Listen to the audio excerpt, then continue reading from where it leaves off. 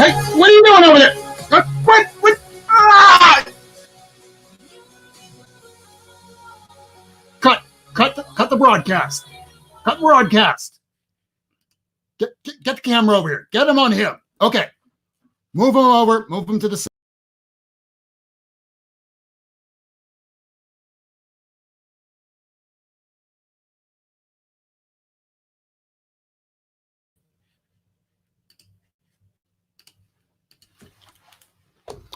Hi, I'm Norman Osborn. Is the camera on? Is everything working? Can we get that off the screen? We have a very, very important announcement for everybody. We're going to find out about some fans here. Yes, that's about right. Hi, I'm Norman Osborn. You might remember me as the former director of Homeland Security. I also was commander of the Thunderbolts. And today I have a very important message. We are currently looking for the suspect known as Peter Parker, the Spider-Man, and... Sorry, my greener other side sometimes gets a little bit roiled. Wait, what's that? What's that? Breaking news. Spider-Man has been captured and killed as of 10:02 p.m. tonight. Well, I guess we won't have to see our goblin friend tonight.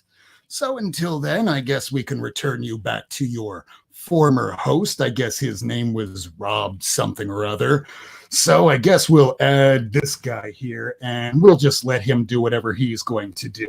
So good luck with that broadcast, Mr. Wertz, whatever your name is.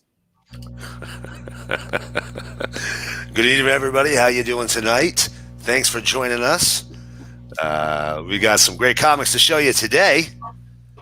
And while Norman deals with whatever that situation is over there, or wherever that smooth-shaved face individual might be, I'll just start showing you off some comics here. And I expect this to collapse instantly like a house of cards. So first off, here we got Terrifics number 25. If you guys did not pick up Terrifics number 25 today, go out and find this book. This is a choose your own adventure comic. You get your first page, which is your traditional comic book. Second page asks you to start choosing your own adventure and pick which one of the Terrifics should lead the mission that they're on. And then based on your choices, you flip to certain pages within the book, just like an old school choose your own adventure. I am not familiar with a comic having done this before. It might not be a new concept in the world of comic books, but I can't think of a whole lot if they have done it. And it was kind of neat. I definitely recommend picking it up. Terrifics itself has been a real enjoyable series if you're a DC fan. A lot of multiverse stuff. And this issue was no exception. Real enjoyable. Next up, I got my 20XX Jonathan Luna Lauren Keeley. If you're familiar with the Luna Brothers stuff, really beautiful artwork. But it's a very long, slow burn story. Typically science fiction and beautiful women. Obviously, a great mix. But I don't know if I'm gonna be keeping up with this one just because. It's going to be an investment of time in this one. I don't know if I got it in me. Good series so far, though. Superman number 20, 19, Cat was out of the bag. Everybody knew he was Clark Kent. And now he's dealing with some United Planet stuff, which is really cool to see. Mongol, as you can see there, crashing the party. Really good issue. Last few Superman, Really, really enjoyable. Then we got Superman Heroes here. Yep, knew it was going to collapse. Superman Heroes here. And this book is, I'm not entirely certain if it's just a reprint of the, yeah, that works. I don't know if it's just a reprint of the stuff that already came out for Clark Kent, his reveal as Superman, but whether it is or not, it's been really, it was worth picking up. It's got some great art in there. Showing a whole bunch of heroes. Hey, I was almost thinking about getting this today, but I didn't know whether or not it was reprints or they just wanted to continually capitalize on the fact that Clark Kent revealed his identity for the second time in 2 years. And, well, Bendis isn't as hot as they thought it would be. But here's another book, people. And we have a collapse, but that's okay because nothing got damaged. So we're just going to slide those right out of the way, keep right on going, because you know what they say, the show must go on. Hawkman number 21. Listen, I really have enjoyed Hawkman. I don't know how you say his name. I'm going to say it wrong. Venditti here. I like his writing in general. I am tired of Sky Tyrant. I am Year of the Villain out. I don't know what I need to say. Go ahead. It's like the Clone Saga with Spider-Man that ran 2 years too long. Kind of like what's going on with that whole Kindred storyline, but we'll get to that later. Right, exactly. And, I like Hawkman. This has been, this series has been dealing with his past lives, something that's really great with the Hawkman character because there's just so much there to enjoy. But I'm tired of this. It's I don't know how long it's been going on, but it feels like it's been going on forever. And I know they said Year of the Villain, but can we have this year end, please? Up next, X-Men number 6. Hickman's X-Men, dude. Tell you what, this is one of the most solid titles every single time it comes out. He is creating a mutant universe that has never existed before. He's got the entire sandbox to play in. Every single mutant is on the table for him to use, and he is using them. Really enjoying X-Men. And of course, much like most of the comic book reading world, I'm also really enjoying the Immortal Hulk, issue 31 there. Just freaking gorgeous covers, man. Month after month, just gorgeous covers. Every month, Alex Ross knocks it out of the park. I mean, I'm a Ross fan for many, many years. One of my favorite artists for the longest time. Probably still one of my most favorite artists. I'm sorry, I'm moving my laptop, so please don't throw up. But you give him a cover, man. I'm probably going to buy the book. And top it off, this one's also really good.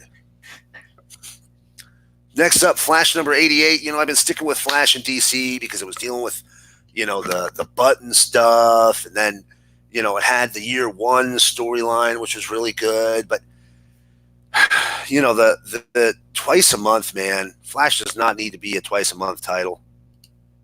They need to steer that back there a little bit.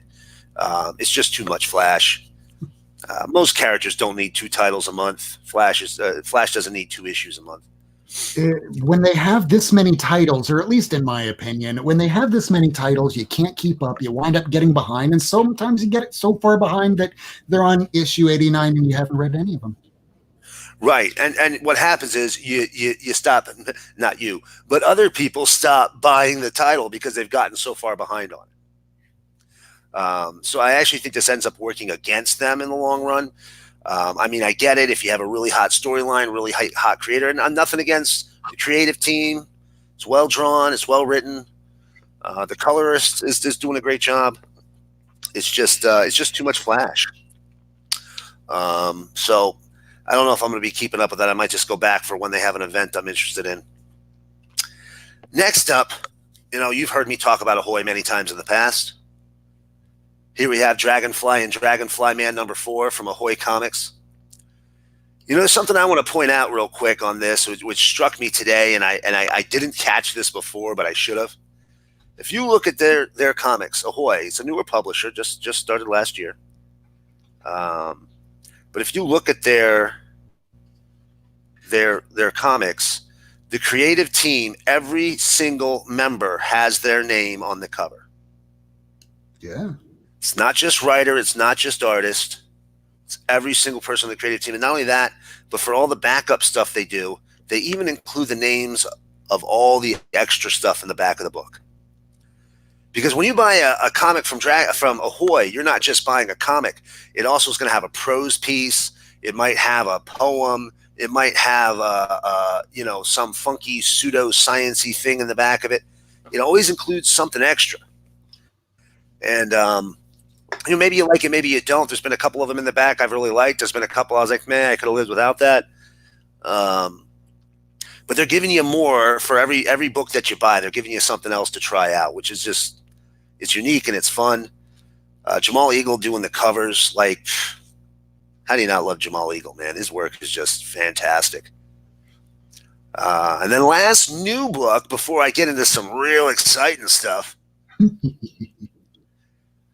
Kiss Zombies #1. Now I'm a little bit behind on this. This issue, I think issue 3 came out last week. I told my LCS I missed on the pull list, get me the first 2. He was able to get me the first issue. I will say right off the bat, I am a zombie fan. I'm not so much a Kiss fan, although who doesn't know some Kiss? But this was really fun. I really enjoyed it. It is the Kiss band in a post-apocalyptic zombie world. So, bear that in mind. But it's good. I enjoyed it. I can't wait to get the second issue so I can get myself caught up. And now that we've done all the new books, which most of you have probably seen from every other show you watch today, I got some real fun stuff to show you guys. So those of you who joined us last week or watched the broadcast after we were done, you heard me talking about going to visit your local pawn shops. That's an untapped market, I said. There's comics in there, guys. Get in there and find them. Well, sure enough, I went to the local pawn shop. Now, I'm going to say right off the bat, I went on the right day. He had just bought a bronze silver collection. And it had some mix of modern in there. And I'm going to show you the books that I got over the course of 2 days from this shop. Now, I will preface this by saying all of these books cost me a grand total of 110 American dollars, which broke down to $2.50 a book. Damn. And let's do this alphabetical by publisher, shall we? So, Action Comics number 361, Neil Adams cover there. Second appearance of the Parasite. Yep, that was $2.50, guys. And I didn't get this at the same time, but there's the first appearance of the Parasite for anybody who wanted to see it. And yes, I did spend $5 on that one. But there it is, that very famous Neil Adams cover there. Next up, Action Comics 388. This one's got some staining to the cover, and the staple. There's a staple pull down there. But I've been looking for this book forever. Just look at that cover, man. And I'll tell you what, when you read it, it's just as good as the cover. I highly recommend, if you are a Superman fan in any way, find this book. This is a fantastic comic. Next up, Action Comics 521. This is the first appearance of the Vixen. Sleeper book so far, man. You can still pick it up. Pretty inexpensive overall. The Vixen was originally supposed to appear in a book that was canceled as part of the DC implosion. Those original pages were included in the canceled comics cavalcade that DC Comics made of their unprinted materials to retain copyright. But this ended up being her first appearance in Action Comics. Keep an eye out for that one. 521 it is. Next, we got Adventure Comics number 464 here. It's the last issue I needed in the JSA run. All-Star Comics, another title canceled in the DC implosion. They then took the remaining stories they had, stuck them into Adventure Comics in their big, oversized $1 books. $1 in 1979 for a comic book. $1. That would have been insane. But, these stories, really not good. Really can't recommend the stories in any way, shape, or form. But as a completionist, had to get them. And this is the last one I needed. I'm so glad I found it. This book, regularly retails for about $10. So I was really happy to find it. All these were good steals. And here we got a Batman 294. Awesome Joker cover. Literally the only reason I bought it. I know nothing about the book. I think also, I got one of those from Lady Fantastic. Did you? Yes. That one there? Yeah. It's a cool Joker cover, man. Yeah. I mean, I'm working on my Batman run. That's also the reason I bought this 321 here. Again, just a really cool Joker cover. Then I got a 418, that's second KG Beast. And 420, which is fourth KG Beast. And now here we go, guys. This is the one where everybody in the chat room is going to go, I hate you, Miracleman. And you know what? I'm going to say that's fair. You can hate me for this. First print. Batman Harley Quinn. That's right, ladies and gentlemen. That is a $2.50 pickup right there. Check your pawn shops, boys and girls.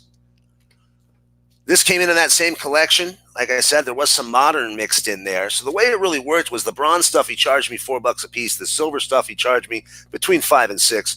And the modern, he charged me $1. That means he charged me $1 for this bad boy right here. I figured telling everybody what it broke to now, the per book cost would be better. But yeah, that was a steal right there. Brave and the Bold. What's it at right now? Do you know? I'm just looking that up right now on the Key Collector app, and from the first print, because I have the second print, but as far as the second print goes, I'll blow that up on the screen here. So just as a first print of Batman Harley Quinn #1 at a high goes for $75. I'm sure even for $60, that's a lot of money. And you paid how much? Well, technically it was $1, but it broke down to $2.50 per book. So let's count it as $2.50 for this. And this Brave and the Bold, what issue is that and what year? Brave and the Bold 27.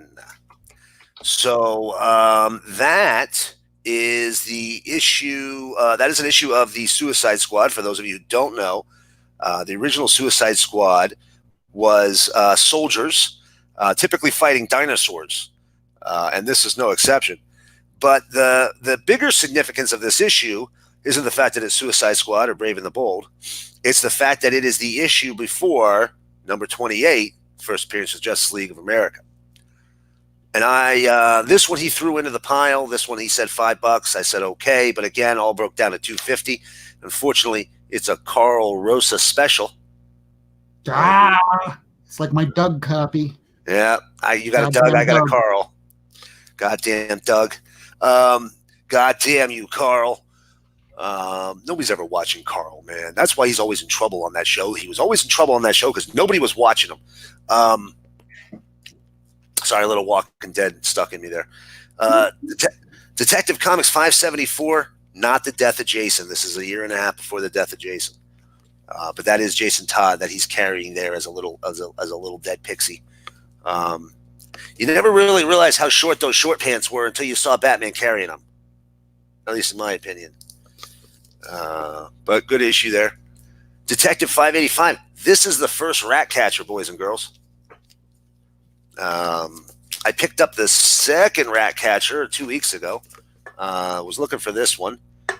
Not that the rat catcher is going to be a huge character, but who knows? Maybe somebody watches Suicide Squad 2 and goes, rat catcher. That's the character we all want more of.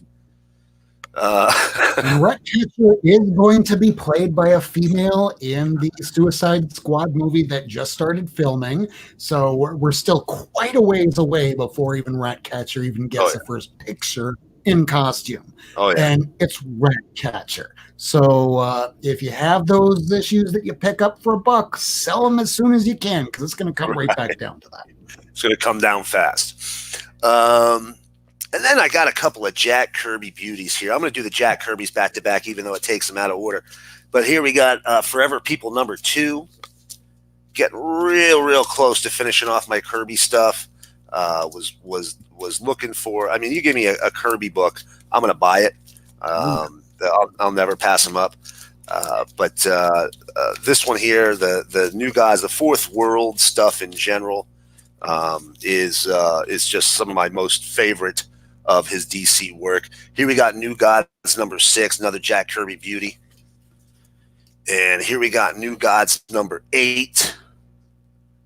Now for Superman heads, this right here is the terrible Dan Turpin. Dan Turpin took on a much larger role in the 1986 relaunch Superman title from John Byrne. He was a very integral part. He was basically second in command of Metropolis's Special Crimes Unit, only behind what was her name? Maggie, I think, was the commissioner. But this character is a Jack Kirby creation. Turns out he was a member of the Boy Commandos. That's a later retcon. He originally showed up here in the New Gods title until he was later used by Byrne in the Superman relaunch.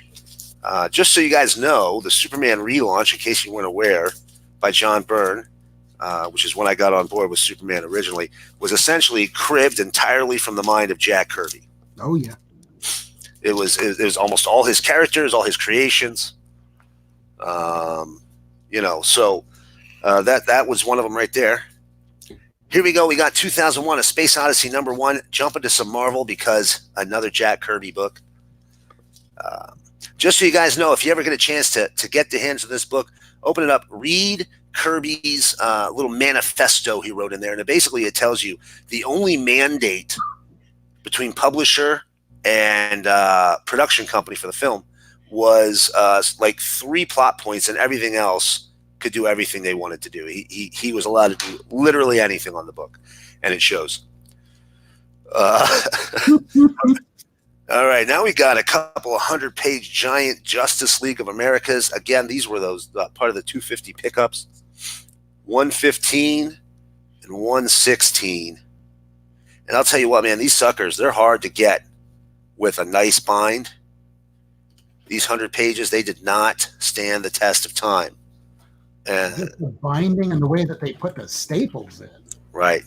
There was a bad production to begin with, and these two here held up real well. Next up, Superman 247. Who doesn't know that cover?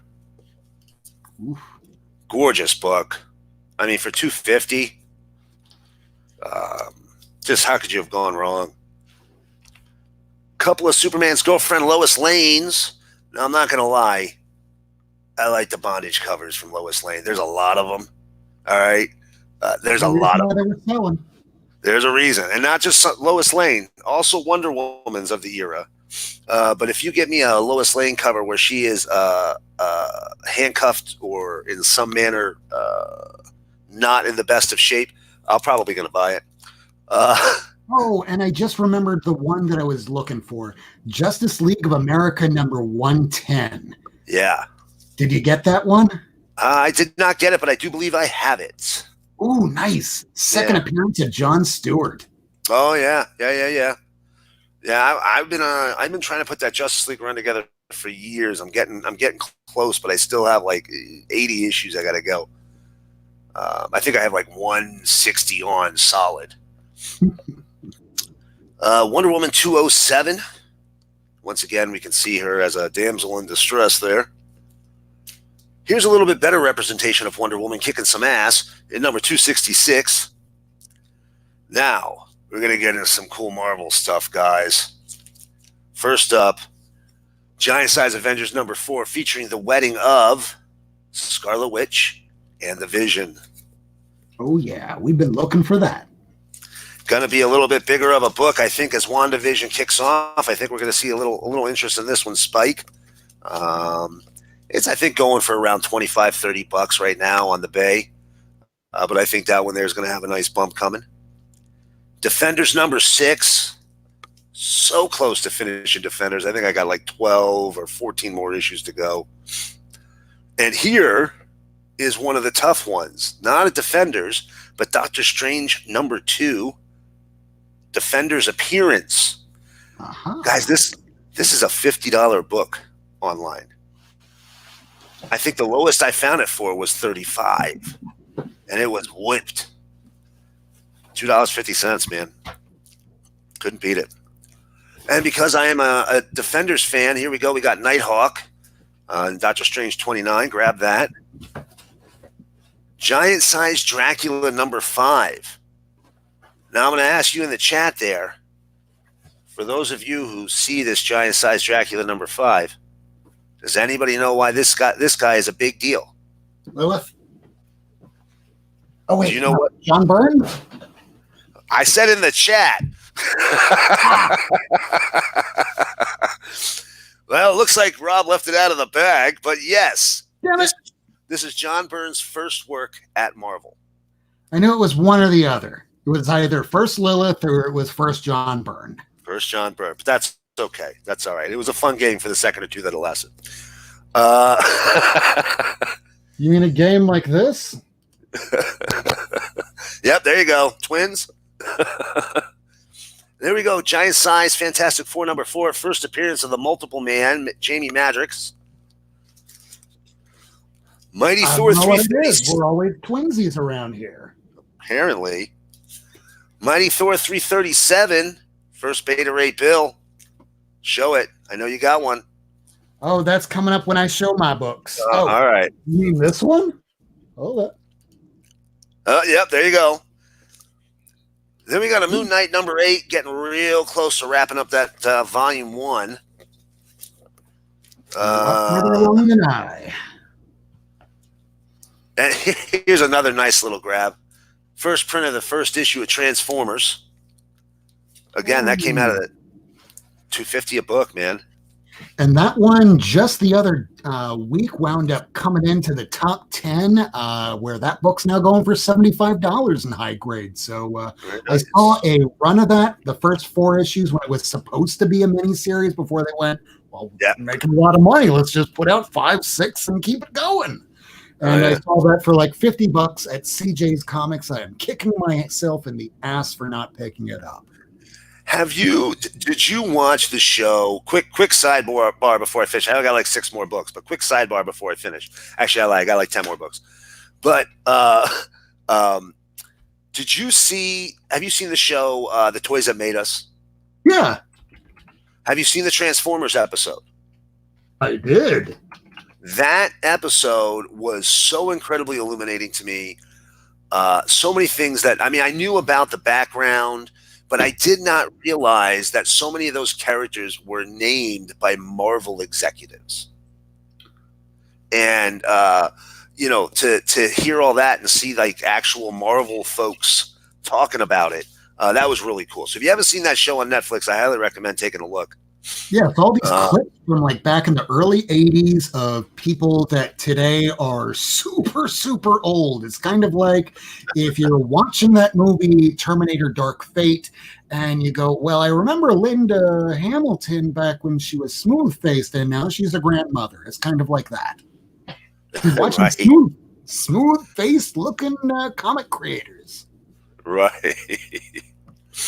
All right, now I've been taking forever, so I'm gonna go through the last ones here for a little bit faster. So sorry about that. First up, Blue Beetle Volume 4, #4. Again, out of that pawn shop buy. I'm a big Blue Beetle fan, so this was a great grab.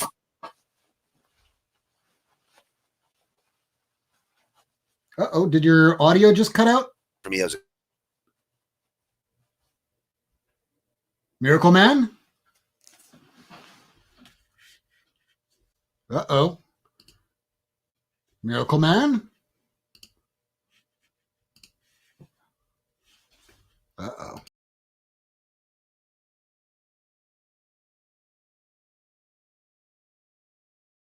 here, this was an eBay grab. $5 for Man Thing #1 there. This here, couple $2 pickups at the LCS today. What If #24, Spider-Man had rescued Gwen Stacy. What if? Then we got X Factor 2. I already had 1. 3, 4, and 5. featuring the last page reveal of the first appearance of Apocalypse. I already had 6, by the way. And then my last 2 books I'm going to share with you guys. A couple of things I bought off of eBay. So back in the day, I was a big Verotic fan, Glenn Danzig's comic company. Bought all the books I could find, but he did some stuff that was difficult to get your hands on. And 2 of them, well, there were 4 Golden Age reprints he did. They were square bound. They were $9.99 and $14.95, I think, respectively. Really pricey for 1996, 97. But the first one was a Joe Simon Jack Kirby collection of Blue Bolt. For those of you who don't know, Blue Bolt was a huge Golden Age character. Simon and Kirby worked on it together. It's from a now defunct publisher. I want to say Holyoke. I could be wrong about that, but this is a reprint of the original stuff, and they did not have any of the original work. They had to work off scans, but the Simon estate and Kirby's estate, I believe, from what I heard, did get paid for this. So it wasn't like they took the work and didn't give them anything. They did scan it off the books. They didn't have to pay any royalties because it was public domain, but they did to Kirby and Simon because Danzig was not a dick and did take care of his creators, from what I hear. And the last one, the reason I bought this, because it was a 2-pack, Phantom Lady. Oh, yeah. Golden Age reprint, Adam Hughes pinups and cover. So that's the main reason I got it, I won't lie. Big Hughes fan, love putting his stuff together. But this is, again, same thing. A lot of reprints of the original Matt Baker artwork and stories with Adam Hughes pinups and covers, just like the Joe Simon, Jack Kirby Blue Bolt was. This here is, if you come across it, absolutely worth a pickup. Original Phantom Lady books in like 4.0 are $1,000 books. You can't. Most of us are never going to be able to touch those books. So this is a great way. It's never going to happen. Yeah, me neither. This is a great way to get those stories if you want to read them. They're Golden Age level stories, guys. Don't be excited. You're not going to read them and go, "Oh man, this is what I needed in my life." But they're good. They're old fashioned stories, and that Matt Baker art was just fantastic. So that incredibly giant stack of comics is all I picked up this week. How about you, Rob? Well, first of all, for those out there, if you are paying attention to Mr. Patrick Wall down here, he is looking for a Batman Adventures number 12. He is okay with a 0.5 condition cover. As long as it has a cover, send it to Patrick Wall. Look him up on Instagram. Hopefully that helps for you, Patrick, because that's never coming down off this wall. So I'd like to thank everybody that has shown up here in the chat. Mark the Cuddy Sark, Hawk79, Longbox Diving, Man Cave Comics. We got Steve Whiting. Good to see you, my man. Looking forward to seeing you at Comic-Con at the MegaCon in Orlando come April. We also have the boy who had 7 joining us tonight, along with Super Russ. We have, let's see what else, Longbox Diving, Mr. Gretzky, Gray Man, and there are several others watching tonight. I thank you all for coming out. So, as I ask from week to week, but I'm sure some of you are asking, what was up with the beginning of that show, right? So Norman Osborn kidnapped me in my mind, and I had a beard, but when I snapped out of it, the Green Goblin shaved me. So let's keep moving with the show, okay, everybody? Because that's just the Green Goblin doing what the Green Goblin does. So I ask this week in, week out, what in the hell is in this briefcase here? It's not exactly a huge week, but for me, I picked up a lot of extra books. So this is why my briefcase pops open, because it's a little bit full. Always put a little bit of extra stuffing in there to make sure that the sides don't get damaged. And always flip the book over on the top so that way you don't damage anything. I don't put them in spine first, so that way as I'm carrying this around, I do not damage said books in the briefcase. Because when you're driving anywhere and you're putting these in some crappily little comic bag that the dealer gives to you, you hit the brakes on the car and they go sliding everywhere. And I'm just sick and tired of that. So he was talking about Doctor Strange. I am currently trying to put together a run of Doctor Strange. I have issue 1, 2, 3, 4, and 5. So those are the only issues I got. I will be working on those later. I picked these up at Miami. We call it Frank's Comics. It's located at 2678 Southwest 87th Avenue in Miami, Florida, 33165. Frank's Comics. This is the shop I go to. So now that I moved all the books over, how about we look at some books? I'm going to change the camera on over to show you what I got today. So I can move this up a little bit, maybe move that down, and that's much better. And we'll move some of this stuff off the screen for you so you can see what came out today. So this is the Gwen Stacy cover edition of Amazing Spider-Man number 39, and I have a bit of an idea here that, well, perhaps the reason why we're seeing all this Gwen Stacy stuff coming out right now is because we've had this character known as Kindred in the book for some time, and for some reason he's just not been around. He's not really fighting the main bad guy. I don't know what's going on here anymore. So I don't know. We'll see in a couple issues if it does turn out to be that Kindred is Gwen Stacy, the dead or the cloned one. I was made fun of by a few people about this. Yes, I did pick up Mother of Demons, the Ghost Rider. I'm not a huge Ghost Rider fan, but I love this cover, so of course I picked it up. I may read it, I may not. Just like this, I don't know if I'm going to get around to it, but it's a J. Scott Campbell cover. I know that Dan Piercy's like, really, Rob? I would not have expected you to be picking up Gwen Stacy, but I'm a Spider-Man fan, as we see over here on the side. So I picked it up. I might get around to reading it. Who knows? We'll find out maybe next week. Immortal Hulk, issue number 31. This is pretty much the tale of the scientist that was a designer a lot of the mutant growth hormones. So it shows how she came to be with working with Bruce Banner and the Hulk. Kind of pretty cool from what I read so far, because Miracleman showed up, and then I wound up going, well, I guess I'll read this later.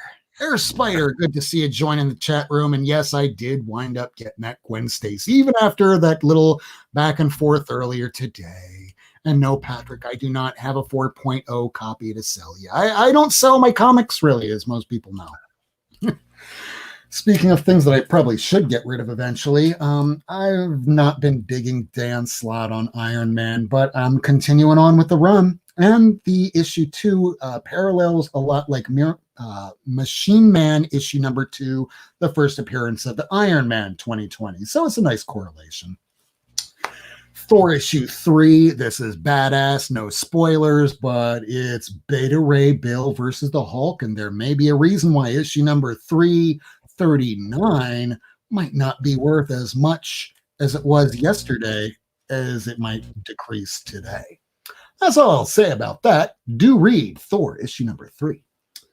I picked this up for just a couple extra dollars over cover priced from Frank's Comics, or Max Comics, or Fresh Comics. They're still figuring out the name there. But the Scotty Young cover, I like it. I dig it. I'm looking forward to reading it. I hear it's the tail end of the Island of Venom. I'm looking forward to reading the X-Men books. There's Excalibur 7, X-Force 7, X-Men 6. So I guess they released this pretty quickly to the X-Men 5 that got so delayed. So I'm looking forward to reading that tomorrow as I drive on down to Key West again. God, I hate my life. Batman, this is the Warren Ellis and Brian Hitch run. I'm looking forward to reading this when it finishes all 12 issues. This is the Batman Pennyworth, rest in peace. So Alfred's still dead. I don't expect him to be dead come, I don't know, maybe around Christmas. Let me know in the chat. Catwoman number 20, just a beautiful cover. Jones is still writing it. I don't know if this will be continuing on much longer because we're getting Batcat from Tom Kim coming very soon. Next up, we have The Flash 88. There's another issue of The Flash I haven't read. If only they'd stop putting it out twice a month. Green Lantern Season 2 by Grant Morrison. Not the easiest thing to jump into if you haven't been reading Morrison's run so far because it is weird. Superman number 20, continuing on from the great big reveal that Clark Kent is Superman. Because you hide an identity so well with glasses. Right, Norman Osborn? Terrifics number 25. I was told to pick this up today because it is a choose your own adventure. So I chose the cover that I preferred more, and that was the variant. Speaking of variants that I picked up today, there's the Jenny Friesen variant of the Wonder Woman 751. They went back to its original numbering. G. Willow Wilson is no longer writing it. It is Mr. Steve Orlando on writing duties. Now, here are some of the books that I picked up because it was kind of a lighter week for me this week. So this is a one-shot that I believe came out in 2005. This is a Beta Ray Bill one-shot. It goes with the Beta Ray Bill theme that's been going on this week. Beta Ray Bill is in Thor number 3. We got Beta Ray Bill's first appearance. We got a one-shot, Beta Ray Bill. Next up, the first appearance of the Champion. This is when the Champion takes on almost all of the Marvel Universe who just cannot take him on. And then you have the Thing take him on, and the Thing basically loses really badly. But he keeps getting back up and getting back up till it gets to the point, I don't care how many times you put me down, I'll keep getting back up. And that's why the Champion went, yes, Ben Grimm, and that's why you will always be the true champion. This is a fantastic Marvel comic book from days of old. Now, a few weeks ago, I got into a bit of a kerfuffle argument with the creator of Key Collector Comics app. He lists in his app that this is the first appearance of Jim Rhodes as Iron Man. I said that at issue number 169, when he put on the full uniform, that was the first appearance. He was in many, many panels. He just didn't put on the helmet. It just says at the very tail end, if I put on this helmet, that means I'm finally Iron Man. No, dude, the second that you took off the uniform from a drunk Tony Stark, you're Iron Man. At least in legal terms. Just ask Ricky Ricardo Jose Rodriguez Vacas. He's an attorney. He'll let you know.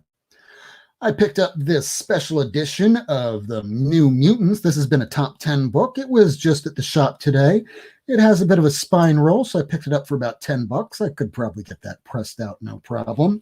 But I'm working on my New Mutants run, so I'll get around to it. Why is that one in the top 10?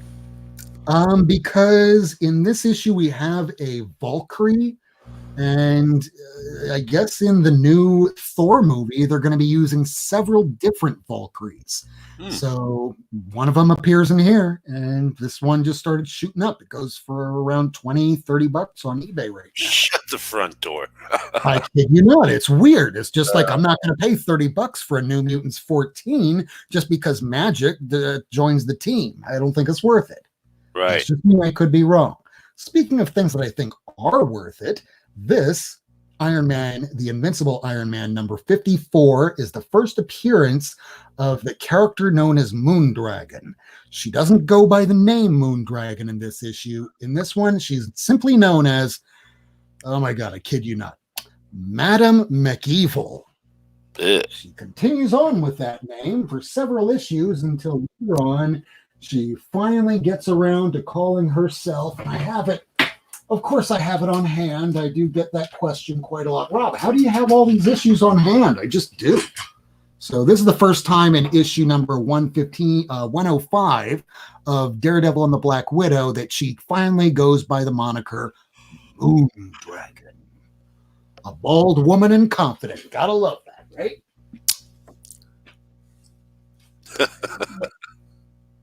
I don't know. I mean, just ask. Oh God, I wish I could remember some of these people's names, like Emma Gonzalez. Remember when the shooting happened at Parkland and this bald female teenager, gets up and speaks the truth of we are tired of being shot.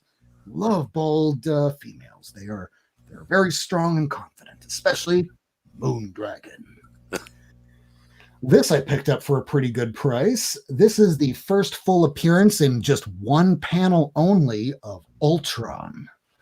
That I am very happy to add to my collection. And we're coming up on the last big book that I got for this week. This is the Steranko cover for the King Size Special Incredible Hulk, Battle of the Inhumans. And if you go and take a look online, you can see that I believe it was John Romita that was told to, erase the face out of the Hulk and redraw it the proper way. And that was the instruction by Stan. Well, Jim Steranko didn't take very kindly to that. And if you take a look on Wikipedia, there's a couple varying stories of what happened next. But I'll leave that to the fans on what they think really happened. So those are all the books that came out this week that I picked up. I did not really get any of the indies. So I guess we will go back to that camera. And now that we're back, I should turn on the lights so you can see everything. And we can rejoin with Miracleman.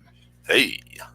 And tonight's subject is, as we've been, well, first we should address this. You may have noticed, those viewers at home, that Lady Fantastic isn't with us tonight. Lady Fantastic will be back next Wednesday. We hope she gets some good rest. She's been just a little under the weather. And we're lucky it's not coronavirus because you're more likely to get the flu. Stop being scared by the media.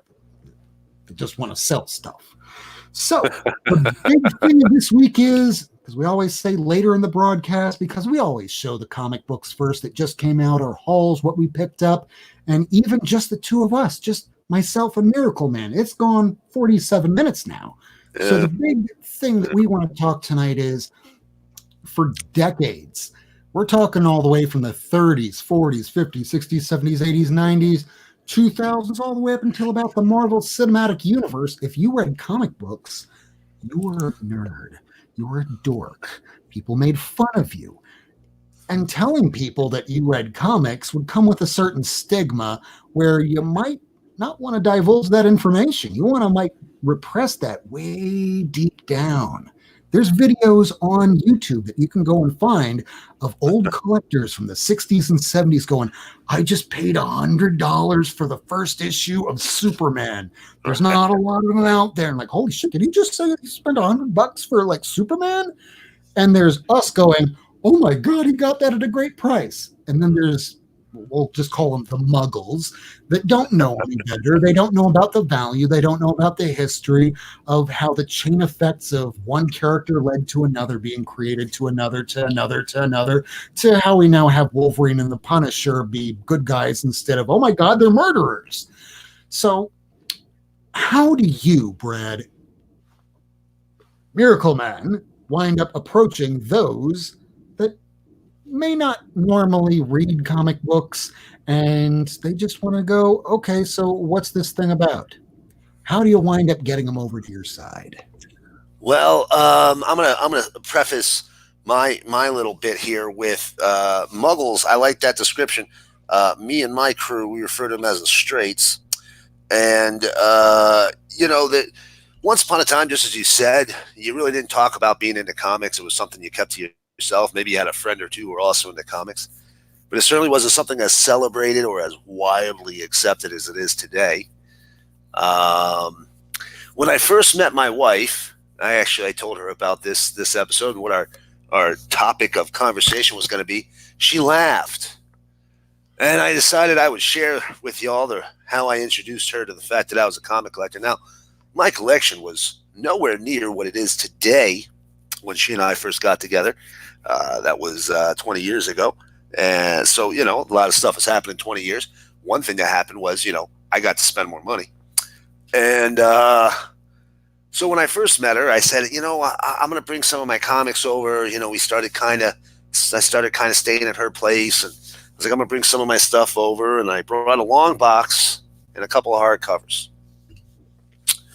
And I told a little white lie and told her that was about a third of my collection. Was Which it a third of your collection? it wasn't even that. It was definitely, again, today my collection is over 20,000. I think at that point in time, it was probably more like a few thousand, 3 or 4,000. But what do you fit in a long box? 300 books at best. So what was that? That would be at best, 3,000. That'd be at best 10% of my 1/10 of my collection at the time.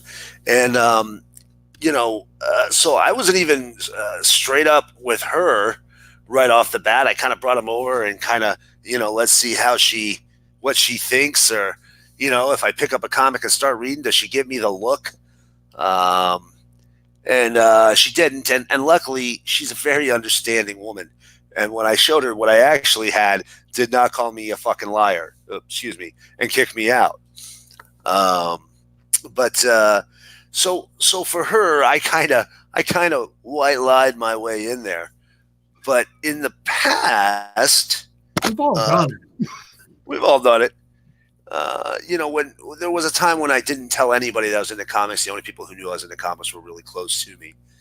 And I think we've discussed this before. There was a time when that changed, when you had that switch over. And I started seeing it with the Spider-Man movie, where people would actually come up to us. The straights would come to us and say, hey, you read comics. Tell me about this character. Tell me about this thing. Did you see Spider-Man? What'd you think? And that's when you started seeing this switch, when the popular culture started to accept and embrace it more. So now today, one of the first things I tell people is, yeah, man, I'm a comic collector, and I got a big collection of comics. It just keeps growing and it doesn't stop. Right. It's like what was it? What was that goop horror movie from the 50s? The Thing? The Blob. The Blob. That's what it is. It's the Blob. It just never stops growing. But today, it's very much, I'm very, very proud and happy to say it to anybody who meets me. Yes, I'm a comic collector. I got friends who introduce me and say, hey, you were asking about this superhero thing, or your grandfather's comics, or whatever.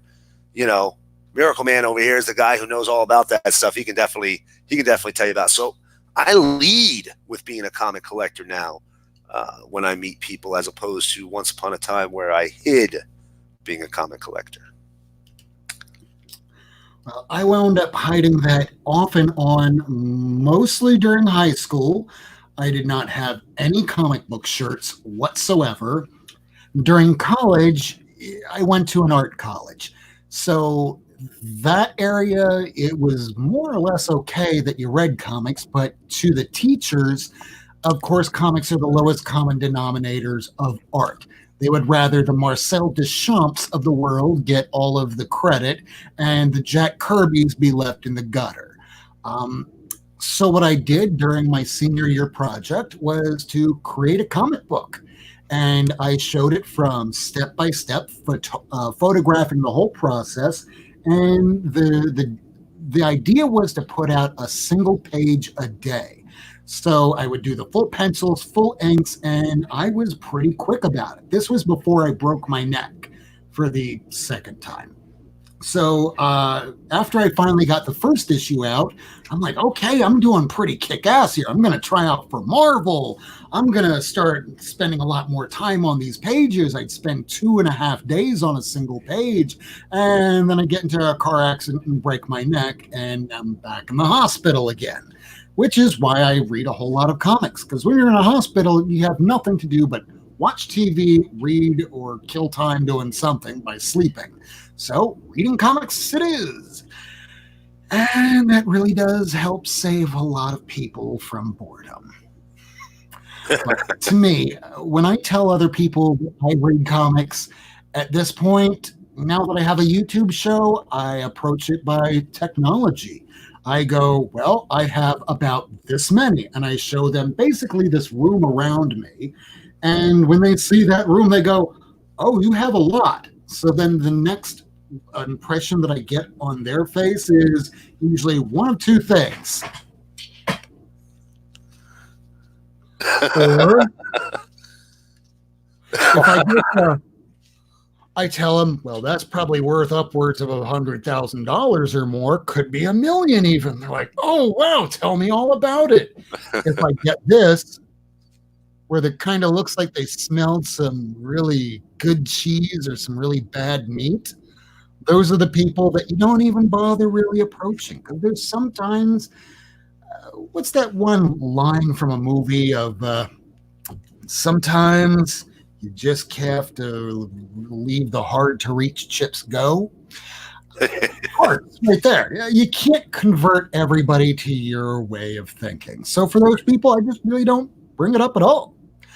If they say Spider-Man's just a boring comic book stuff for kids, you know what? I'm not going to change your mind, because there is nothing that is going to ebb from these lips that will change you from saying, okay, I hate this stuff, it's for children, to, okay, I could see why a grown adult man in his 40s would spend his entire paycheck on that. But when that same person you start speaking to is talking about 401ks, their stock options, this whole stuff is a stock option. Maybe it becomes worthless. Maybe it becomes something, because in 10 years, who knows? The stock market could collapse. The dollar becomes the yuan, and our alien overlords tell us, yeah, whatever you used to own is ours now. So I enjoy things as they come. It doesn't matter what people think, because largely everyone has their own shit that they have to deal with. And yours should not really have any kind of bearing whatsoever on what they do. So do whatever you want to do, as long as it doesn't harm anyone. That's my opinion. I could be wrong. Yeah, you know, what you said something there that was, and you made the faces, that was very accurate. I can remember many times of getting a variation of those faces when I would take somebody to check out my comics or to view my comic room. Or just told him, hey, I'm going to the comic shop. I remember very distinctly, once upon a time, real good buddy of mine in high school, not into comics, but, you know, he did like fantasy literature and stuff like that. So he did accompany me to the LCS one time. And, you know, I hadn't been there in a few weeks. And this was back in those heady days of DC doing interconnected annuals every single summer. And I want to say it was the Bloodlines summer. So I think was that 94? No.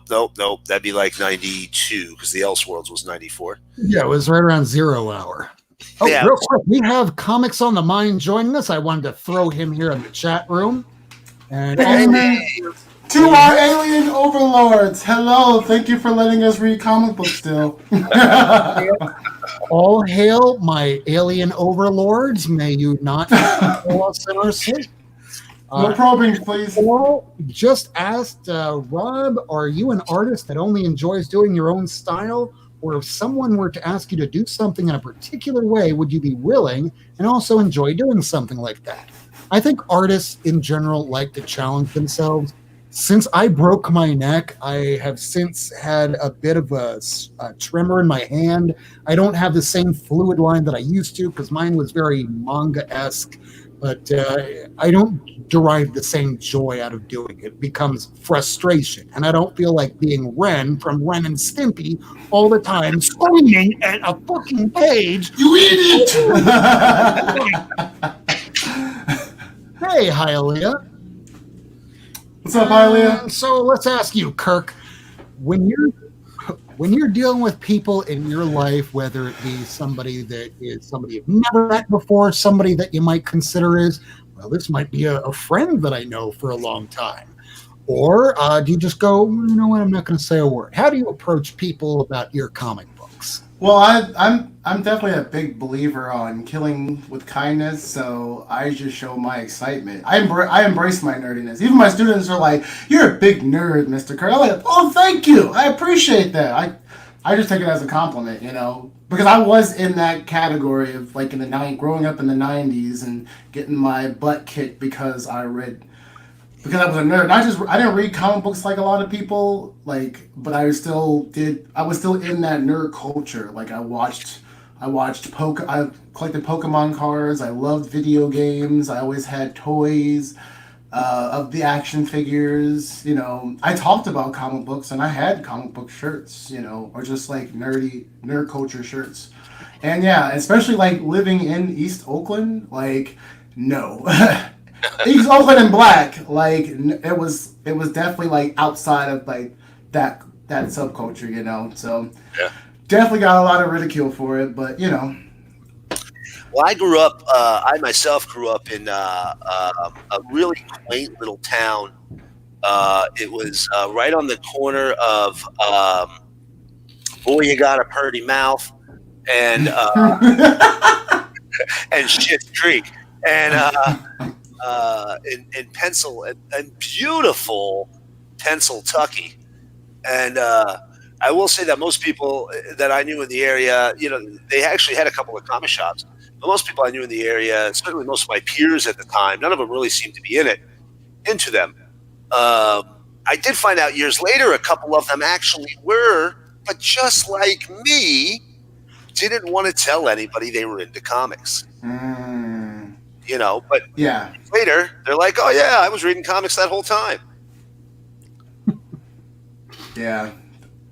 And it's funny because like my little brother's like that too, because he was big into anime and we watched Dragon Ball Z together. We watched all that nerdy stuff together, but he didn't talk about it because he was like a jock, Right. And he was in that cool crowd and didn't want to mess up that reputation, Right.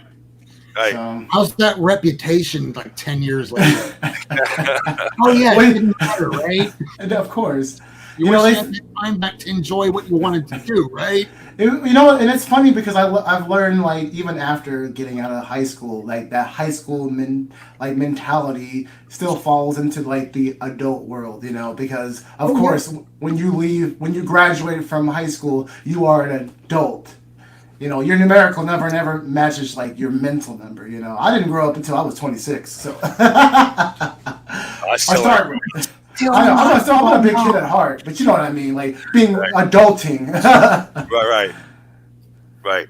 Well, honestly, if you're a comic fan post 2000, it is a totally different world. You said you just show your excitement. You can do that today, and people get it. Maybe they're not into comics. Maybe they're into role playing or LARPing or shipping or there's so many nerd subcultures throughout the various genres out there today that you can own that nerdiness and just you come at it with excitement, man, and people accept it. So much more today than they did in 1995 even. I mean, not even that long ago. Yeah. It's a huge difference today. It's like what my ex-girlfriend used to say, let your freak flag fly. And it's crazy because like now gamers are celebrities because people getting paid to play video games when we were playing it and we used to get shunned for it. So I find it crazy. And it's a great culture, great time to be into the culture, but it's just like I still look at it and I'm like, even anime, like it wasn't cool to read anime or manga, but now it is. Absolutely. There's a really great example. When anime and manga first moved into a US market, that was so niche that nobody talked about being into it. You had to be a real hardcore anime head. Yep. I was an otaku. Yep. There you go, man. Yeah. And I mean, I remember at the beginning there were like 4 animes you had to see to say you were a friend. Akira, Vampire Hunter D. That's a great one. Vampire D. Ghost in the Shell is pretty good. Ninja Scroll. Oh yeah. Ninja Scroll, Akira, Ghost in the Shell, Or Fist of the North Star too. Fist of the North Star is a great one. What was the one with the big ass pig and the wolves come and get it? Oh, Talking about Princess Mononoke. Princess Mononoke. Moving Castle. Those are good too. That's Ghibli films. Yeah. And I'll say I am not. No offense to anybody who's into it. I'm not necessarily really big into anime or manga in general. I found stuff that I've certainly enjoyed, but it's not my thing. But I see that excitement from people today, and they talk about anime and how into some of this stuff they are. They know anime like I know comics, and nerd can respect nerd on that. You know what I mean? Yeah. And I started like collecting manga. I had over 100 mangas until before my dad threw them away. I had hundreds of mangas. That was my thing. I love collecting. What? Yeah, that's so many times I've heard that story in one version of nerddom or another, where somebody came along, some well-meaning person, and tossed him out. I can remember actually. Sorry, a little off topic, but anybody here remember the Leave It to Beaver relaunch in the early '90s? I don't think I remember. I watched the original on Nick at Night, but I never. Right. It was on at 1:30 in the day if you get home early from school. Yeah. I was running for Power Rangers, not for Leave It to Beaver. So in the 90s, they came out with a relaunch, and it had the entire original cast, except for the dad who had passed away, but the entire original cast came back. And it was one of those first instances where I saw any media relaunching with the next generation being the lead. Okay. And it was focused on the kids. And there's an episode, and this episode stuck in my head ever since. It might have been like 89 or 90 when it came out. So this is a long time ago. But the kids find a stack of comics in the attic. And mom had thrown their dad's comics away when they were kids, so they didn't think there were any left. But they find a stack of comics. And they call up. Remember, Eddie Haskell was the jerk. Yeah. Bully, right? Eddie Haskell's son. They call him up because he's the comic dealer in the neighborhood. And he comes and he flips through them, and then he gets to one issue. You see his eyes blow up. He tries to play it off like it's nothing. Turns out it was an FF1, right? Yeah. Yep. And they realize, hey, that one's a big one. What is that? Don't lie to us. We saw with your eyes. We saw what happened with your eyes, buddy. And this whole episode goes. Basically, what ends up happening is they try to negotiate selling this book. They found out, it's at that time was probably a $15,000 book because it was 1989. Yeah. But through the course of trying to negotiate selling it, Grandma comes along, and Ma Cleaver chucks the books in the recycling bin. And the remainder of the episode is the entire family down at the recycling plant tearing through paper bins trying to find that FF1. Wow. So I'm sorry, totally off topic, but man, worth it. Gotta watch that episode, man. I'm gonna find it and I'm gonna stream it live just so everybody can watch. Oh my gosh, that would be epic. Yeah, it's a funny one. First time I ever saw that. Anyway, sorry about that. And just to throw it out there into the chat room, if there's anybody that has something that they want to add into the discussion here, please, by all means, jump on in. I did. Kirk did. Comics on the Mind does. He's part of us. He's one of us. One of us.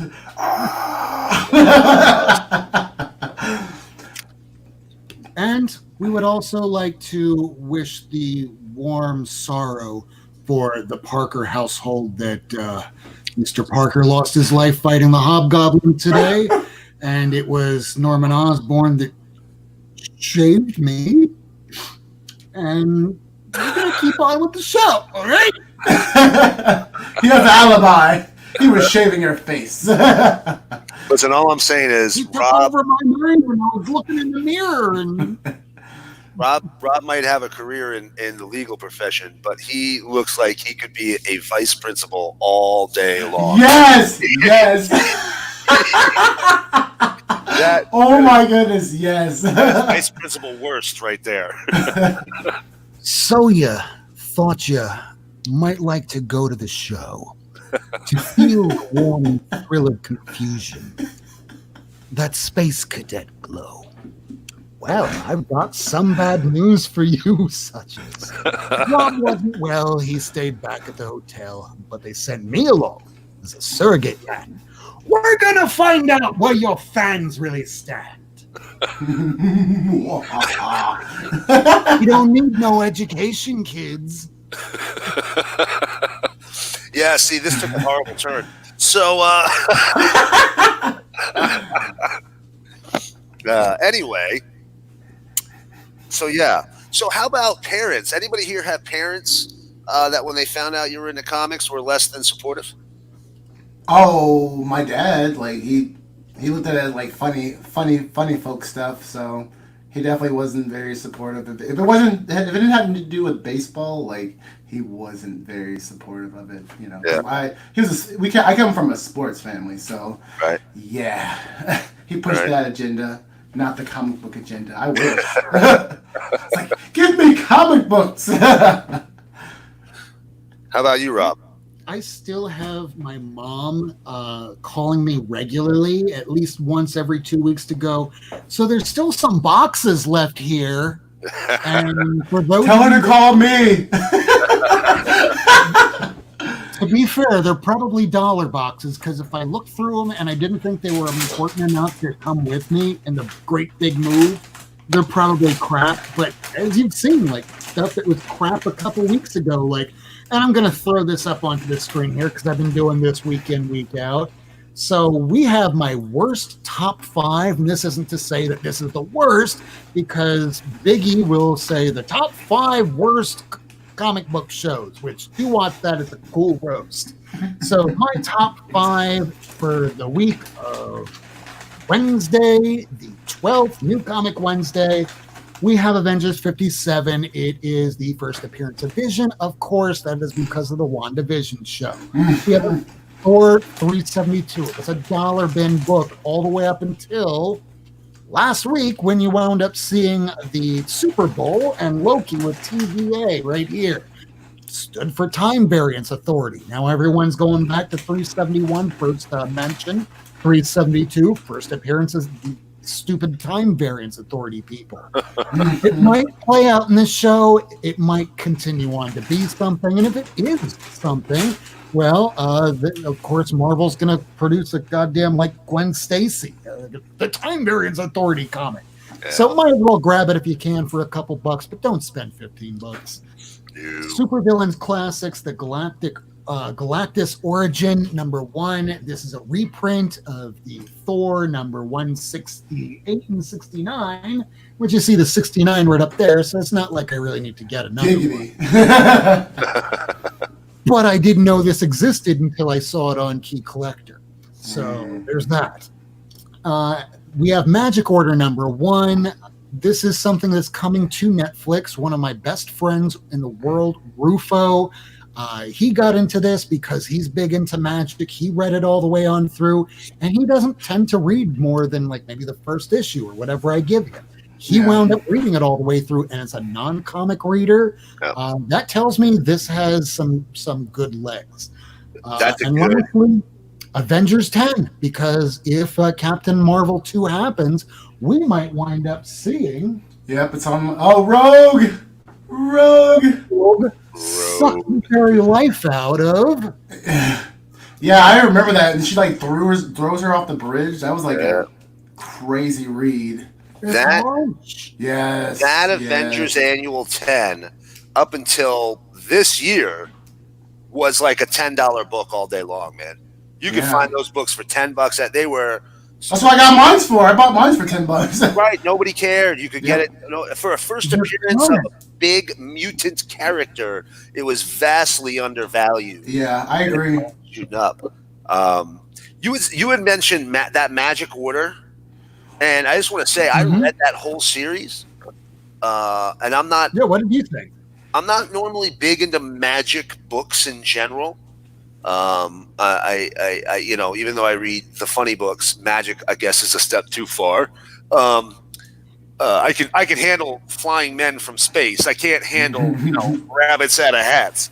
But you know, I read this book. It sucked me right in. You know, it's the Millar verse stuff. It was the first comic he wrote with the express intention of creating a Netflix series, because, you know, Netflix bought all of the Millar verse. They own everything. If Mark Millar writes it for Millar verse, first option is to Netflix, because they own the company now. But anyway, I read this story. It is a good story, guys. Not only is it a good story, but there's bits in there that were so incredibly imaginative that, like, literally, I've never read anything like some of the things they did in this book. You know, and yeah, I don't want to give you any spoilers, but, you know, that at one point in time, the magicians have to punish somebody. And the punishment takes place over like 5 or 6 pages. And the incredible things that they do to punish this person, and it really is to get information out of them, but it's all punishments that they do. And I'll tell you what, they were the most insane thing I have ever read in a comic, in anything, and really sucked me in. I wanted to see where it ended, and by the end of it, everything tied up in a nice, neat little bow. If they make that a series, that's actually what I was going to ask. Mark Millar is not known for sticking the landings of most of his projects. Right. He has great ideas, great follow through, and then he just crashes and burns on the ending. And I could rattle off a long list, including Nemesis and Kick-Ass, where, like, the movie of Kick-Ass, I preferred the ending of that better than happening in the comic. Yeah. How is Magic Order? I think he sticks the landing on this one. And I think the way he stuck the landing was the right way, because you know, obviously I knew going into it that this was going to be a comic that's written to support the launch of a show. You know, I recognize that. So I didn't have a lot of expectations, but I'm always willing to give Millar a chance. And when I saw that, when I got like 5, I think it's only 6 issues, whatever it was, the second to last issue, I was sitting there to myself going, there's no way he can finish this in 1 issue. There's no way. And the entire issue was expertly crafted. He landed the whole thing. Fantastic. I cannot recommend it enough. Did it come out last year? Yes. When did it I slept on that too. Those covers looked awesome too. Covers were cool.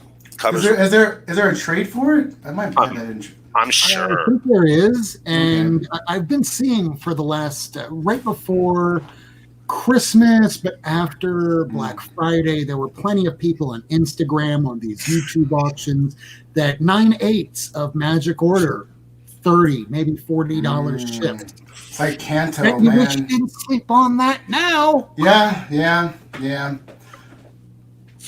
But happens to the best of us. I slept on Immortal Hulk, man. I didn't get an Immortal Hulk till like issue 18 was out. I almost slept on it. I didn't get the first print of issue 1. I have it now, but I had to get second print, and then I started getting it, you know, all of them after that, and it was worth it until like issue number 25. So yeah, it's kind of it seems to have lost its momentum, doesn't it? Yeah, it tripped a little. Strong. I mean, the momentum as far as collectors has kind of peeled back a little bit, because after they put out that 1 issue that was a second print, 1 in 10, with the faces all mangled, he's talking about the background, the collectors just collectively went, I give up on this shit. It's too much. Just no. Right. But Al Ewing just kept chugging along, and they're great stories, month in, month out. Issue 25 was a little stumble, I felt. It might have overreached the storyline, and I can't remember it very well. But then he picked up with issue 26 of the Hulk going green. If I want to if I want to make this planet better, I have to destroy all human life on it first. It's like, so what you're saying is you're the Green Hulk. Shut up, Doc Samson.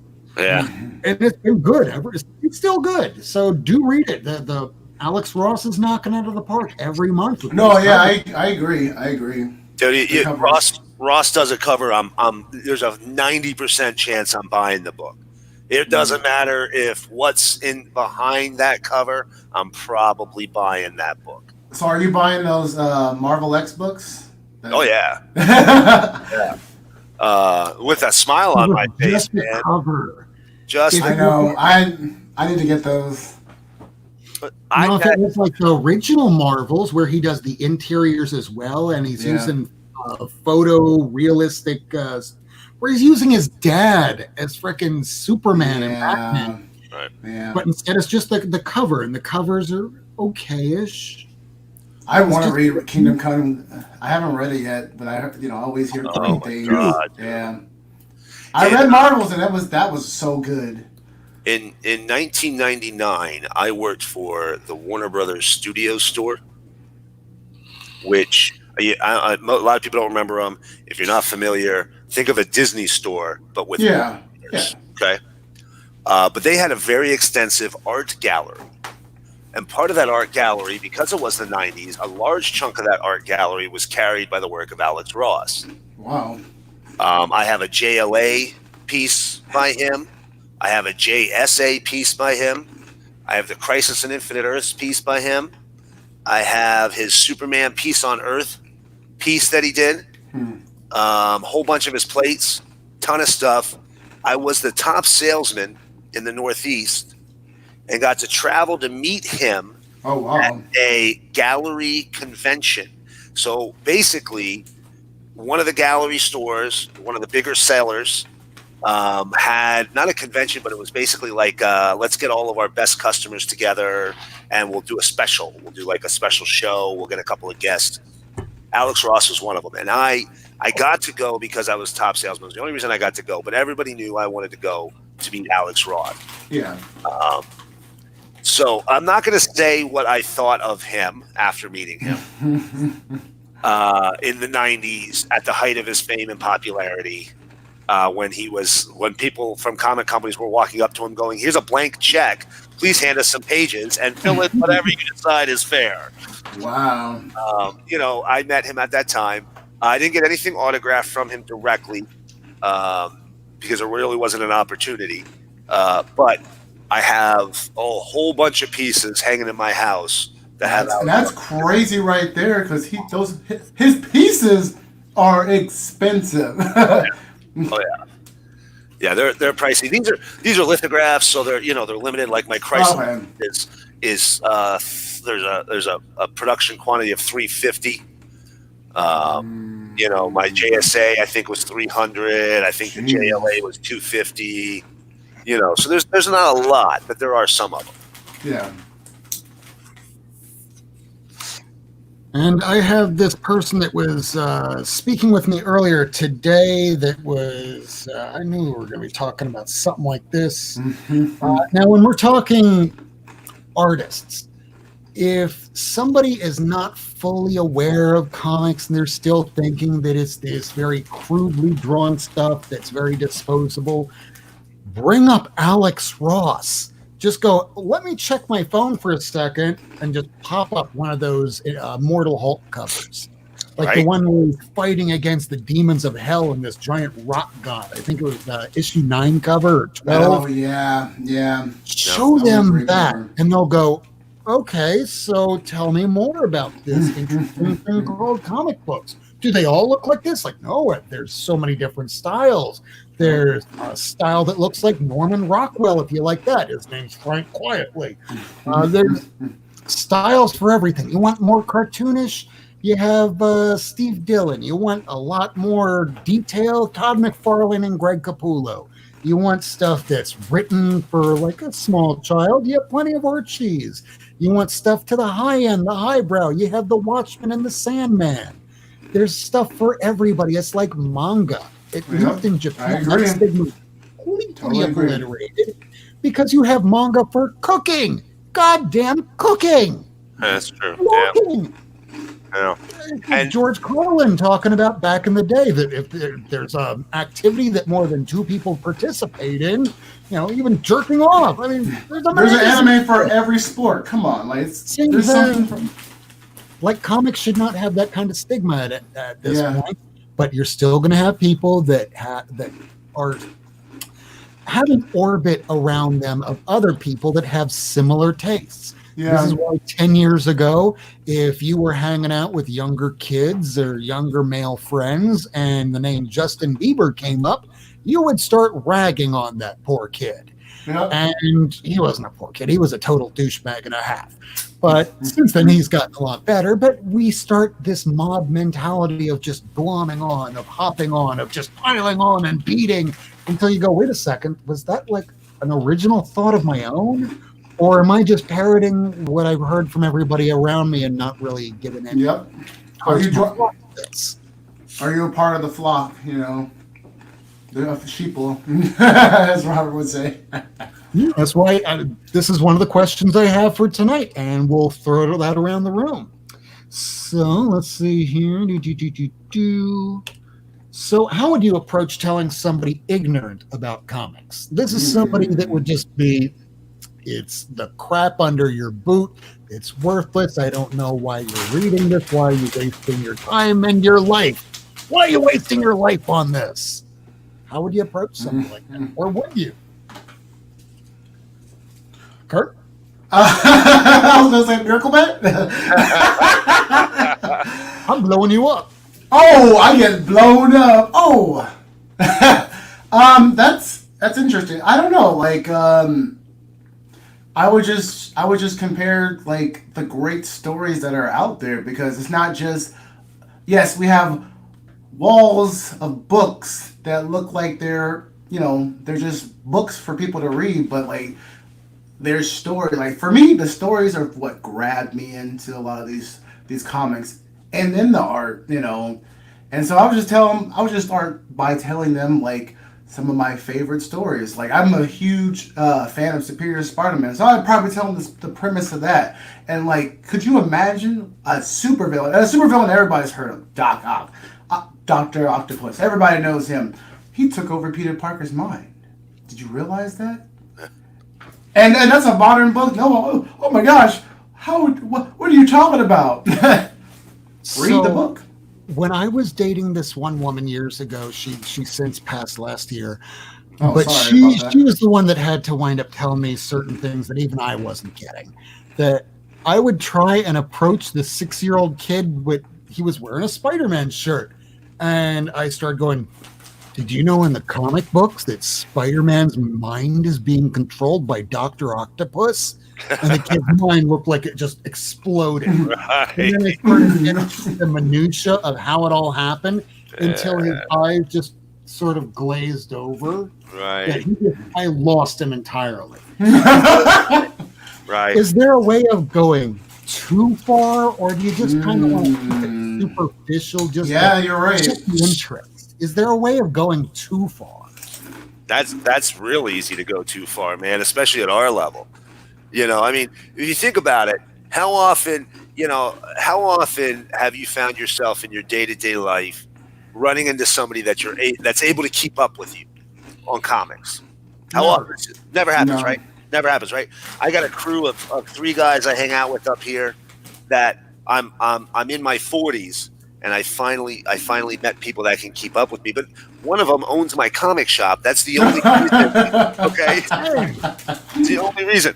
So that's when we go and we talk to anybody that we see, a kid or somebody who maybe they're wearing a superhero T-shirt, don't really read comics, but maybe read a trade once or twice. When we go to talk to somebody like that, we got to keep it super, super high level stuff. Very surface. Think about could I explain this like a Saturday morning cartoon? Good point. Can I explain this in the simplicity that it would take to explain a Saturday morning cartoon? And if you can, go tell them. But if you can't, don't even screw them up. Just let them enjoy their surface level and maybe they get deeper someday. Yeah. But that's a danger. That's a danger for us as collectors in general, because this is tough to approach because of how deep some of our knowledge is. I agree, because like for us, for some, go ahead. Oh no, go ahead. No, I was just gonna say for us, like the reason why we have like these books is passion. Other people don't look at it like that; they see it as obsession. You know. Right. One way I kind of look at it, you can tell the difference between a casual fan and somebody that actually reads the damn thing when they aren't talking about Spider-Man, they're talking about Peter Parker. That when they're talking about Spider-Gwen or Ghost Spider, they're talking about Gwen Stacy from an alternate universe. Right.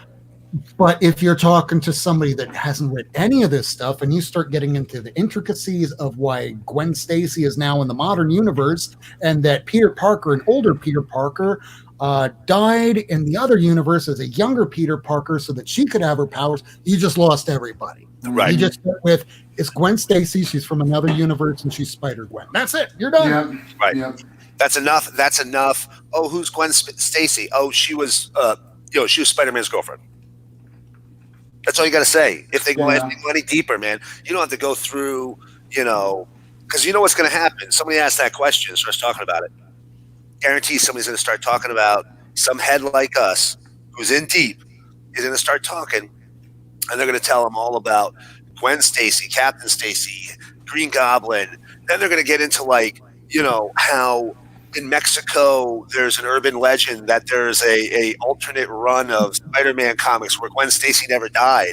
And what? You didn't hear this? No. Oh, dude, this is an urban legend that started last year. Oh, it's not an urban legend. It's called El Sur. I'm going to just show my screen because it's shown. Chupacabra is real! This is shown on Comic Book Invest. And I have this right here. So let me. Come on, mouse, and start working again. You do the clicking. I'll tell the story. All right. Well, Ultron. So the story is that when they killed Gwen Stacy, the company that was handling Marvel's reprints for Mexico said, "We do not think our readers will accept this storyline. We think it will really hurt sales." So they got permission to do Spider-Man stories where Gwen never died. So like the next 6 years of Mexican Spider-Man reprints weren't actually reprints. They were original stories with Gwen Stacy still alive. That's crazy. Yes. So when you're looking over here at this El Sorprete, I can't speak Spanish. Hey, Ricky Ricardo, can you help us out with this? This is why we need somebody that actually speaks Spanish on the show.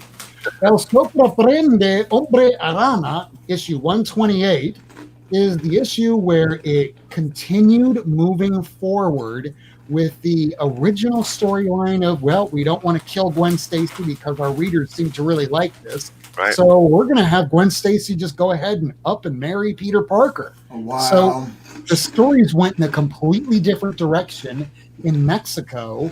And anybody growing up in Mexico at the time saw a completely different storyline than what was going on in ASM over here. In the so States. when did it switch back? I can't. I don't know. I don't speak Spanish, and I can't. Plus, it's showing right here that when we visited this book back in the summer, a raw copy of this sold for $1,400. And that was about a mid-grade. Wow. Now, this foreign grail is headed higher for a PG raw.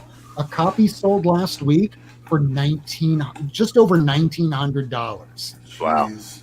Well, foreign books are becoming more popular now, right? Yeah, we're oops. Foreign books are getting more popular, but on top of that, this is something that, first of all, I don't know. I know no collectors in Mexico. I know one in Colombia, and he refers to 90s comics as the most amazing things of all time, because they're that hard to come by in Colombia. So I don't know what it's like in Mexico. Obviously, different country, different culture.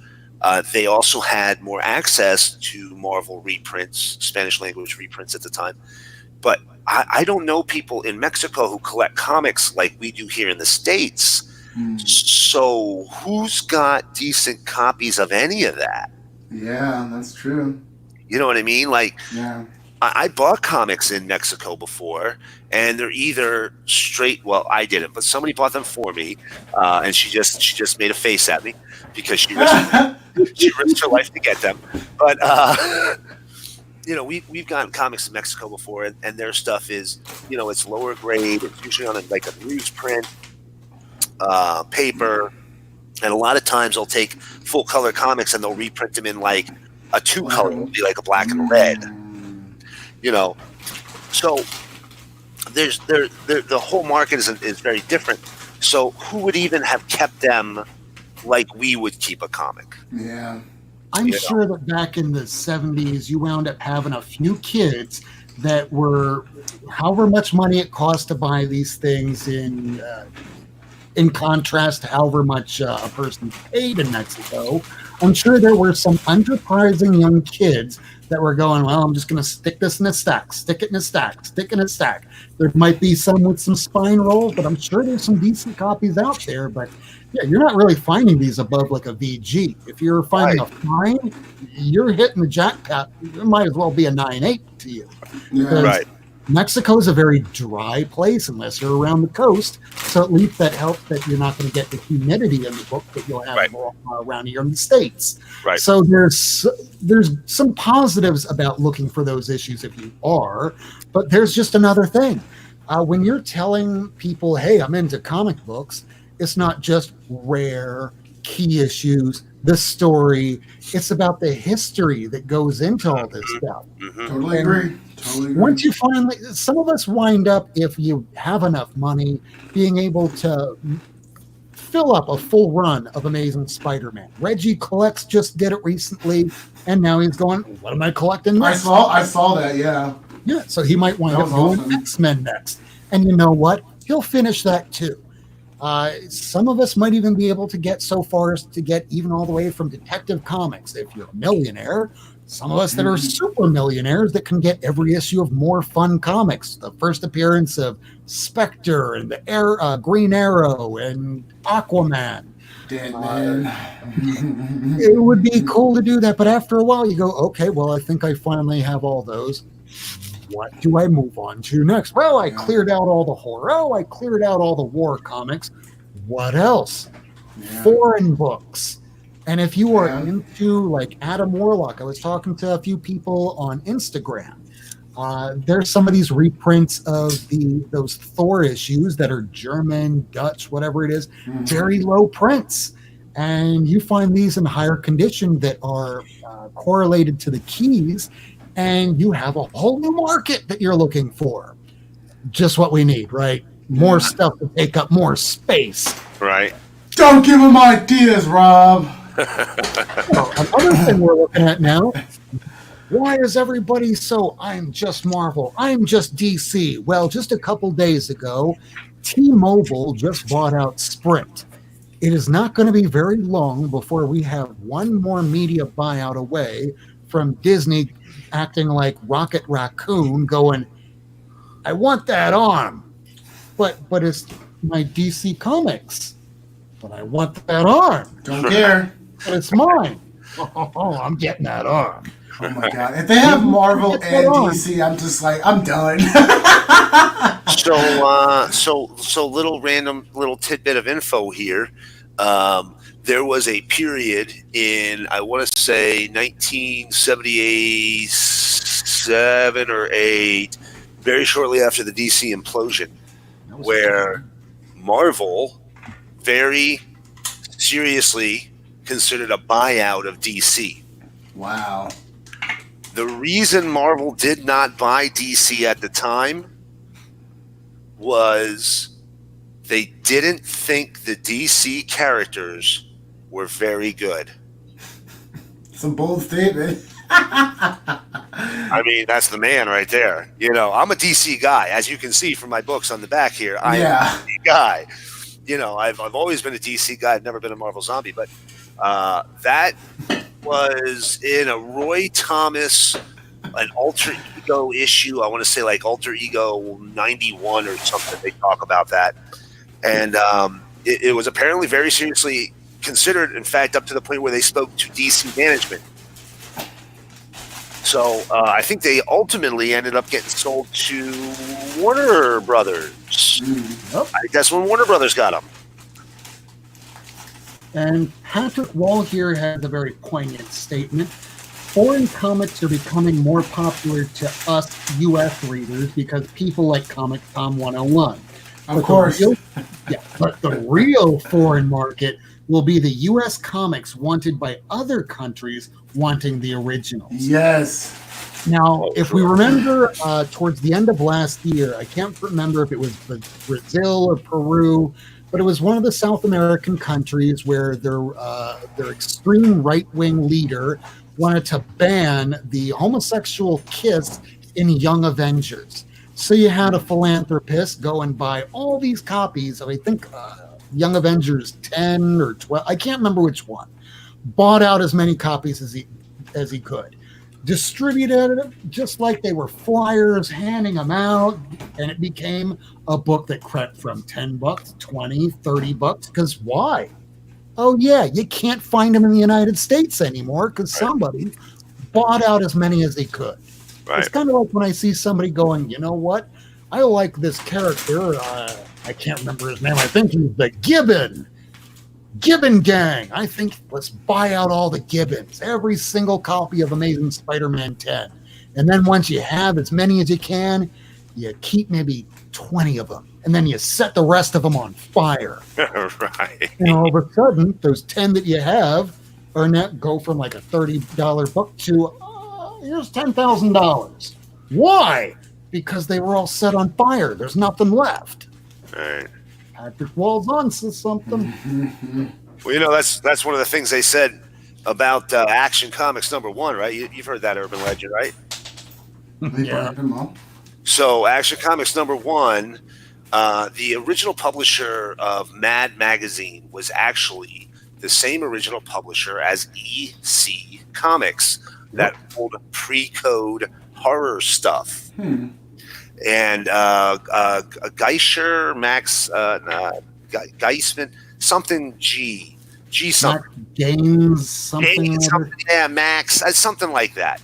Anyway, he eventually shut down the comic line and just focused on his magazines. The one that survived was Mad. Eventually, Mad was sold to Warner Brothers and is now part of the greater Time Warner publishing portfolio that DC is also a part of. However, back in the day, EC was the publisher of Mad, and supposedly in the early 70s, he had a warehouse of old comics, and we're talking like what the newsstand would be distributed from, distribution center warehouse, warehouse full of them, and amongst that warehouse was supposedly 50,000 copies of Action Comics #1, which he had pulped and recycled so that he could clear out the warehouse.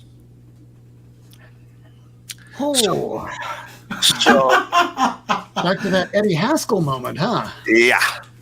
So again, that one I don't know if that one's true or not. I've never gotten any verification on it, but it's been an urban legend that's kicked around since the 70s, and I buy it because back then, the highest priced Action Comics #1 sold at auction a few years ago. The last time it sold was in like 1980, and in 1980 it sold for like $15,000. So I mean, once upon a time, you weren't getting the money that you're getting today. Yeah. And more often than not, people, when it comes to something that there may only be 100 copies left on this planet, most of those people that have it, they don't care how much it's worth. Right. They have the money. Right. It's not about the money to them. It's about, hey, look at what I have on my wall over there. Or, hey, come with me. Look at what I have in this box. To be able to do that is worth more than $1 million, $3 million, $5 million. This is why you have really expensive people that wind up going, you know what? I don't care how much that Picasso is. I'm getting it. They take the nuclear option and they're willing to spend that money because then they have the prestige to say, I have it. Yeah, just see the Picasso I haven't left quantum yet. Yeah. We are not those people. We are not the people that they are watching to find this information, because for them, they just have to go, well, I just took a look at this in the price guide today, so let me call my personal dealer and go, hey, I want that Action Comics one. But boss, it's $3.8 million. I'll wire you 4.2. Make it happen. That's how it happens. I watched rich people spend money. That's how it happens. They don't even do it themselves. They send somebody else to do it. They're rich enough to do that, man. They can hire people to spend their money for them. How rich you gotta be to be like, you know what? I don't want to spend my own money. I'm going to give you $60,000 a year, and you're going to spend my money for me. You pay minimum wage to buy somebody thousands and thousands of dollars worth of something. Actually, when I worked as an art director, I had my third boss that was there because there were 3 bosses in charge. The youngest one was building a house where he hired an art director to go and buy everything. And I'm seeing the invoices of a gold toilet that cost $6,200 that he didn't even look at. And it was right around this time where I'm going in to ask for a raise. And my point was just saying, I would hope that I'm worth more than a toilet. You would hope, but you'd know you're not. No, I got that raise because it's just a number to them. But the second that they look at their bank statement and they see 3 pennies off, you bet they're calling that in. Right. That's how people that have money keep their money. It is. You make it all about ROI. And for those at home that don't know what ROI is, it's return on your investment. You start talking about ROIs to somebody that thinks that these funny books are just dumb little things. Like, oh, well, that thing's only like 60 cents. It says it on the cover. You're an idiot. You bring up a little bit of history. Well, there's this thing called the Marvel Cinematic Universe. And in this universe, there's this Academy Award nominated guy named Christian Bale. And he might be this guy. All of a sudden, you kind of have a little bit of their attention. Right. Now, if you had about 20 of these and you bought them for about $50 each, you get them pressed, you get them graded, you get them on eBay or Instagram, and you get about 20, 50, 80% in ROI. All of a sudden, this guy now has numbers in the back of their head instead of, this is stupid. It's 60 cents. It's for kids. You talk about ROI. That's how you at least approach somebody that is more money oriented. Somebody that's more story, then you can deal with story. But by and large, people are all about that smallest violin. Dollar bills, y'all. Right. Yeah, exactly. Make it rain. But for me, making it rain is basically doing this to me. Make it rain. Come on. Take all the Make it rain with my pool list. Yeah. That's how you make it rain for me. That gets my booty shaking. Oh, man. That's hilarious. So we're almost coming up on the midnight hour. I do have to be down in Key frickin' somewhere, kind of early-ish. So as I've been telling people week in, week out, if you wind up hearing this music coming up, this is Sun Lounger. It's played by Richard Shaw. It's White Sand, played by Armin van Buuren's brother, Eller. It's my favorite song of all time. It has that summery vibe. So when that song starts coming on, I'm going to dial that back down. And it's time for me to start asking around the room. Please, by all means, go ahead and promote yourself. Let's start off with Comics on the Mind. Kirk, what do you have coming up on your YouTube channel, your Instagram, your Twitter. What's going on in the world of Comics on the Mind? Well, I have nothing planned for YouTube right now, but I am, as soon as I get off with you guys, I'm going to go flood you guys with oodles and oodles of videos. I do need to do a video on my pool for today, because I did manage to make it to my comic shop, yeah! But yeah, I'm just the same old, jumping on when I can and chatting with you guys in the chats, you know. Same old. But I'll let you guys know if anything new changes. All right, and just to bring up Mr. Patrick Wall here, he's saying, no way, Rob. Christian Bale is definitely going to be Gore the God Butcher. He considers himself a classic actor, so the dialogue is better suited to him.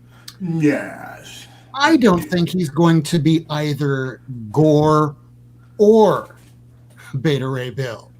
I think that his rage cannot be confined. He's going to be Mangog. Because when Mangog comes to Asgard, even Odin has to flee. So let's jump on over back to Miracleman and ask him, why don't you go ahead, promote yourself? What is going on the channel of your, not Instagram, but Twitter? Cool stuff going on my Twitter. I post comics that I find, amusing anecdotes about my day, and usually I fight with some idiots. So if you ever want to do any of those things, come on by and say hi. I'll be glad to do that. I am at Komoda1977 on Twitter. I don't have an Instagram or a YouTube, basically because, I just kind of do this to have fun with Rob and chit-chat with y'all. So I don't have any of those things. But when it comes to promotion, stop in your shop, check out an Ahoy comic. Ahoy is a newer publisher. Every book they've been putting out is a banger. There's not a single thing that's bad. Dragonfly and Dragonfly Man's out right now. Peter Crouch art, Tom Payer writing it. Captain Ginger is a book about cats in space, and Stuart Moore's writing it. Bronze Age Boogie was another one that just wrapped up. That's a story about everything of the Bronze Age all in one comic, and it sounds insane, but there's aliens, there's talking monkeys, there's kung fu, there's big afros. It's a great book. They do everything in nice, neat, tight little seasons. You don't have to buy a book every single month, every single year to support it. They're going to put out, here's 6 issues here, here's 4 issues here. These are their own stories, but they all, they'll, if it's in the same series, it ties together. But you can pick up any one of them and enjoy it. So I definitely recommend you check them out. Hell and yes. Hells yeah. So for the last bit of promote yourself, it is not about me. It's about you, the viewer. I thank you all so much for joining us. Those people still with us in the chat room right now. Ricky Ricardo, Jose Rodriguez Vacas, Air Spider 23, Mr. Gretzky, Patrick Wall. We still have with us, so it's a lot of you still. Wow. Comic Assassin, thank you so much. Comics on the Mind, thank you for coming on so late. We do wish that Lady Fantastic feels better, that she joins us next Wednesday. So as I tell y'all every single week, do smash that like. Do sub each other up in the chat room. It's how you get involved in the community. Learn who each other is. That's how I found you. Subscribe to our channel, to Comics on the Mind, and Miracleman doesn't have a Twitter. Oh, he has a Twitter, not an Instagram, not a YouTube. Might change, but till then, subscribe to him on Twitter. And last but not least, this is your Not Near Mint crew. So I thank you all for joining us tonight. Smash that like, and we will be returning next week, Wednesday, 10 p.m. Eastern Time. My name's Rob Wurst. This is Not Near Mint. And rule number 1, kids, don't die. Have a good night, everybody. See you next Wednesday. Thanks for watching, guys. Thanks for watching. Peace. Thanks. Till next time.